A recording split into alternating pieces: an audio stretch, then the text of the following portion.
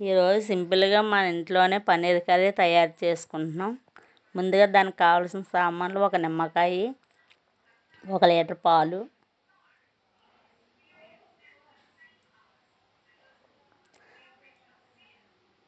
తయారైన పన్నీర్ ముక్కలు,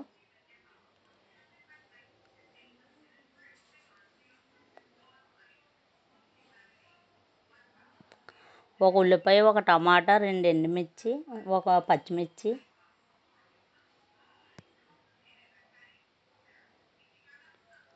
దాన్ని తయారు చేసుకున్న విధానం: ఒక నిమ్మకాయ కట్ చేసుకోవాలి, స్టవ్ వెలిగించుకొని పాలు పెట్టుకోవాలి. పాలు మరిగిన తర్వాత నిమ్మరసం పిండాలి. పాలులోని పిండితే పిండాలి. ఒక నిమ్మకాయ పిండేసిన తర్వాత అంతలోకి పాలు ఇరిగిపోతాయి.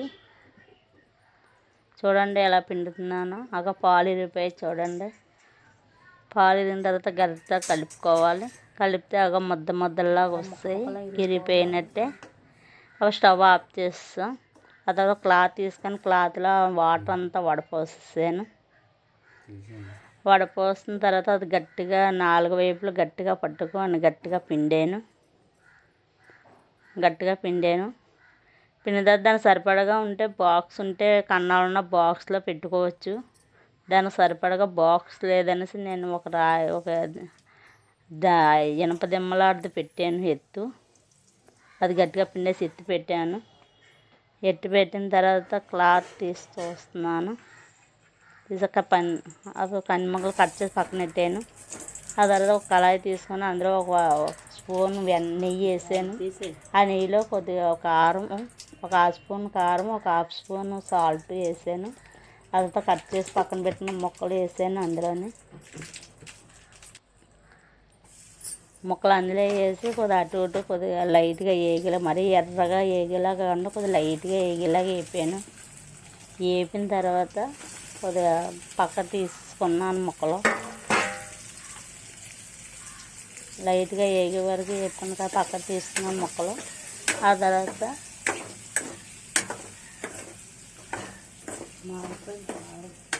అలా లైట్గా వేపాలి, మాడిపోకుండా మరీ బాగా గట్టిగా బాగా ఎర్రగా వేగిపోయే వరకు ఉండిపోకూడదు. గట్టిగా అయిపోయే వరకు కొద్దిగా లైట్గా వేగే వరకు పక్క తీస్తాను. మళ్ళీ వేరే కళాయి తీసుకున్నాను. 1 స్పూన్ ఆయిల్ వేసాను. ఆ ఆయిల్లోనే కట్ చేసి పక్కన పెట్టుకున్న ఉల్లిపాయలు, టమాటాలు, పచ్చిమిర్చి వేసాను. వేసాను.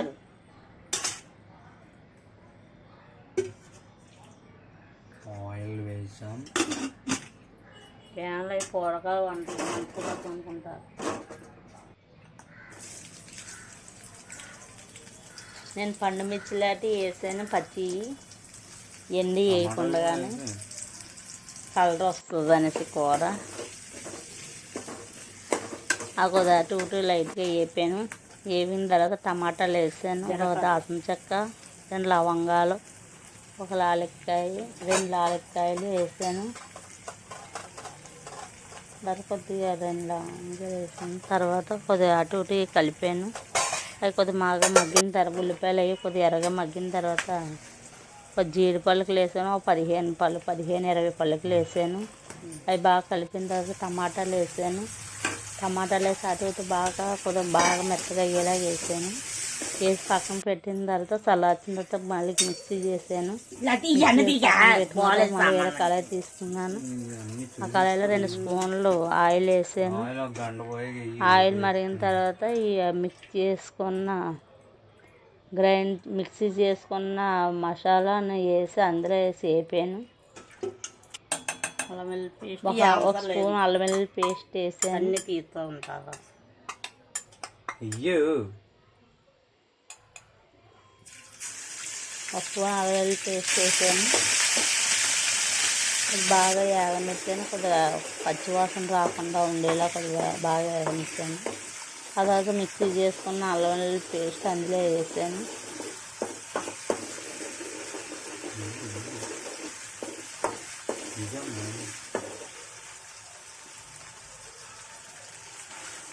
జీడిపప్పు ఉల్లిపాయ పచ్చిమిరపకాయ టమాటాలు ఇవన్నీ వేసి పక్కన పెట్టుకున్నాను. మిక్సీ చేసాను, జ్యూస్ లాగా పేస్ట్ లాగా వేసాను.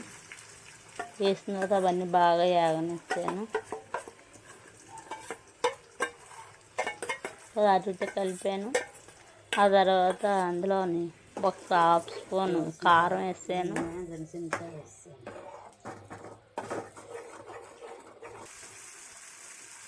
ఒక హాఫ్ స్పూన్ కారం వేసాను.